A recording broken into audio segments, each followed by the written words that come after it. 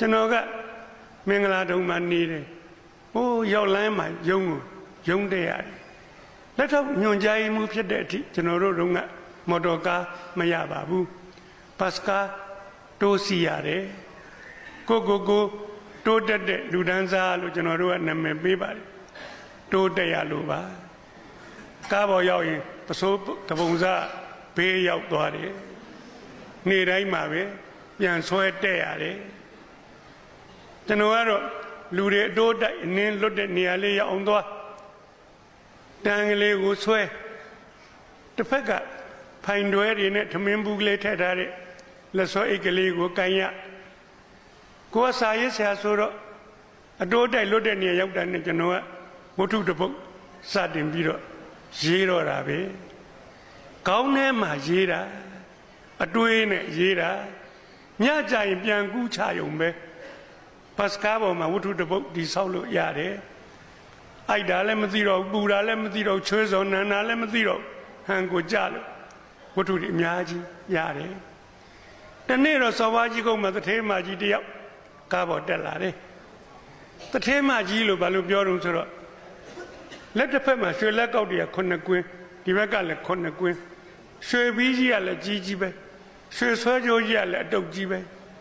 လက်ပွေးအိတ်ကြီးကလည်းအကောင်းစားဆိုတာအိတ်ကြီးလှလို့ပြောတာပါ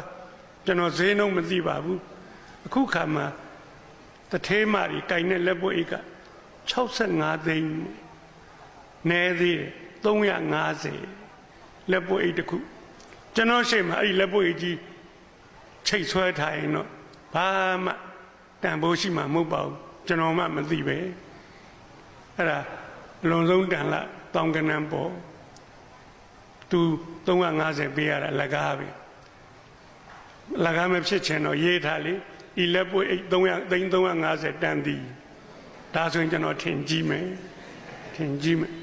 အဲ့လိုရေးမထားရင်တော့ကျွန်တော်မသိဘူးအဲ့လက်ပွေအိတ်ကြီးနဲ့ဟိုးမိတ်ကပ်လည်းအကောင်စားပဲအကောင်စားလို့ကျွန်တော်ထင်တယ်လေနှခမ်းနီစိုးတောက်လို့အကောင်စားပဲဝမ်းဆက်ဣညက်လို့ဟာတထေးမကြီးအမြင်မတော်လိုက်တာဘတ်စကားပေါ်တိုးတက်လာရပါလားနေ့စဉ်ဘတ်စကားစီးတဲ့ကျွန်တော်တို့ကဘေးကိုဖယ်ပေးကြတယ်သူအားနာတယ်ကိုလိုဆင်းရဲသားချင်းကိစ္စမရှိတထေးမကြီးဘတ်စကားစီးရတော့အားနာလို့ကိုလေးတွေကြုံပြီးတော့ဖယ်ပေးတယ်သူကတောင်းနဲ့ရင်ကော့ဝင်လာတယ်ခလဲလောက်ကြတော့ဘေးကခုံတစ်ခုရဲ့ဒီဘက်အစွန်းလေးကိုကိုက်နေ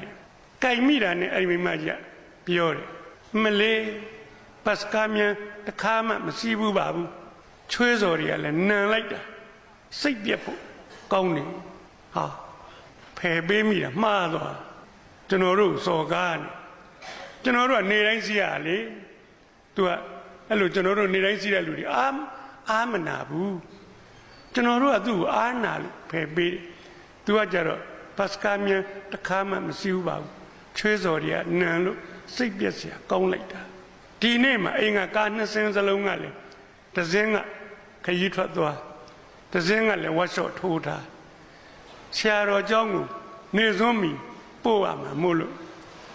လေးဘိန်းကားငှားတော့အဲ့တုန်းကခုလိုတက်စီတွေမပေါ်သေးဘူးလေးဘိန်းကားခက်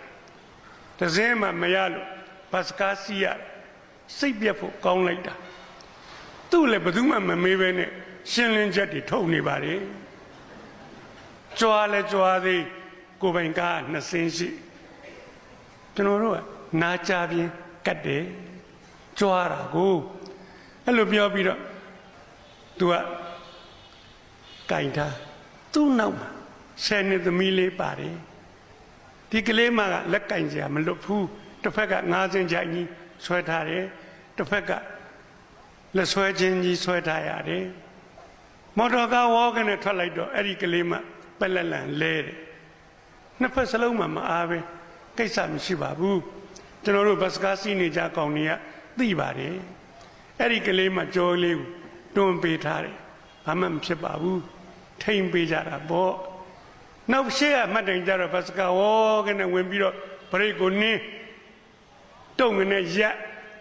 အဲ့ဒီကြတော့ဒီကလေးမကျွန်တော်တို့လည်းမကူနိုင်ဘူး ရှေ့ကိုဟတ်ထိုးဖြစ်တထဲမကြီးရဲ့ဖင်ကိုဝင်တိုးဟဲ့ဘယ်နဲ့ကြောင့်လူတိုးနေတာတော့နဲ့ကလေးမလေးကိုငေါက်တယ်တိုးမှာပေါ့သူ့မှာလက်နှစ်ဖက်စလုံးကင်ကြမရှိဘူးလေမတိုးစေခြင်းတခုသူကူကင်ပေါ့မကင်ဘူးအဲ့ဒါနဲ့အဲ့ဒီမိမကြီးကသားဖြူပြလူပုံချောချောဒီသက်50လောက်ရှိတယ်အဲ့ဒီဘေးနာခုံမှာသူ့ရွယ်ပဲအသက်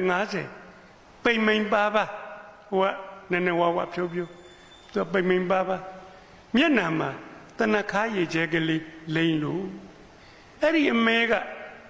သမီးလေးပေးချင်းနဲ့ကြိုက်ကိုတော်ကြီးပေးထားကူညီချင်းရှာတဲ့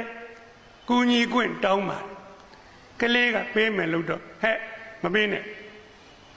တထဲမှာကြီးကဆင်းရဲသားကိုမယုံဘူး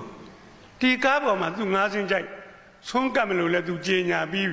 ဘသူကနှိုက်စားမှာတော့နော်ဟိုကူညီခြင်းတဲ့တော်ကြီးကကမ်းမိသားလက်ကိုရုပ်သိမ်းလိုက်ရတယ်ကလေးမှမပေးရတော့တစင်းလုံးကြားတယ်ကျွန်တော်တို့အဲ့မိမကြီးကိုမကြေမနက်လှမ်းကြည့်တယ်နောက်မှတ်တိုင်ဗရိတ်အုပ်ပြီးကော်မလေးတိုးပြီးသူ့ဖင်ကိုတိုးပြီးကျွန်တော်တို့အကုန်လုံးဝင်းသာအားရတိုးပါစေတိုးကွာသဘောကျသူတက်လာမှနေရင်ထိုင်ရင်အကုသိုလ်တွေဖြစ်ကုန်ကြပြီပူလို့လောင်လို့ကြည်စမ်းစိတ်ရင်မကောင်းတဲ့လူတယောက်ကပတ်ဝန်းကျင်မှာပူလောင်ကုန်နေပူလောင်ကုန်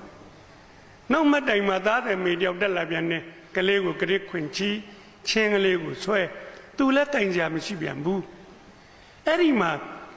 ပတ်စကားပေါ်မှာယောက်ျားတွေပါပါတယ်ဗျာဒီ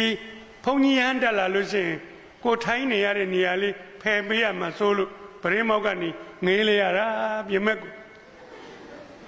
ရှင်ဖေကမမြင်လို့ဖေကဘယ်မြင်မလဲတမင်ဝက်နေလဲမမြင်အောင်ကိုလဲသားတယ်မေလာလှဲ့ဇက်တွေကိုညောင်းနေလှဲ့ပြီးမှပြန်တဲ့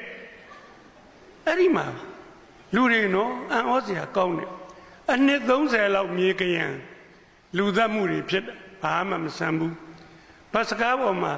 မိနစ်30လောက်ဖင်ကရန်ဒါလေးတောင်မဲ့မောတယ်ဖယ်မပေးချင်ဘူးအဲ့ဒီမှာအခုနအသားညိုညိုအမေကထပေးရှာတယ်ယောက်ျားတွေဖယ်မပေးပေမဲ့သူထပေးတယ်ဟိုးသားတယ်မေလာဒီမှာထိုင်ထွက်ပေးရှာတယ်အဲ့လိုလဲထွက်ပေးလိုက်ကြောအဲ့ဒီနဲ့အနီးဆုံးမှာရှိတဲ့ခုနသထေးမကြီးကခြေတလန်းတိုးတယ်ပြီးတော့စွက်ကနေထိုင်ချတယ်ဟာကျွန်တော်တို့အကုန်လုံးမြင်တယ်လှုပ်ချလိုက်ပြီဟဲ့ဟိုမေကပြောတယ်ဩကျမမဆင်းသေးပါဘူး